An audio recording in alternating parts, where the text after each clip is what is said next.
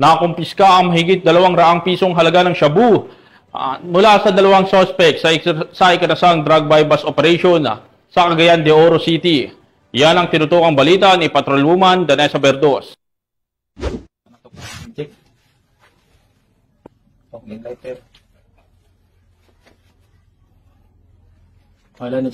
Nakumpiska ang 238,000 pesos halaga ng hinihinalang shabu sa isang drug buy bust operation sa Barangay Kamamanaan, Cagayan de Oro City, Misamis Oriental. Ang naturang operasyon ay pinangunahan ng City Drug Enforcement Unit 10 at kinilala ang mga suspect na sina alias Jingjing, lalaki 39 na taong gulang, alias Inshik, lalaki 36 na taong gulang at residente ng nasabing lugar. Nakumpiska mula sa mga suspect ang 35 gramo ng hinihinalang shabu na may standard drug price na 238,000 pesos, isang 500 peso bill na ginamit bilang buy bust money at iba pang mga non-drug items. Ang mga suspect ay nahaharap sa kasong paglabag sa RA 9165 o Comprehensive Dangerous Drugs Act of 2002.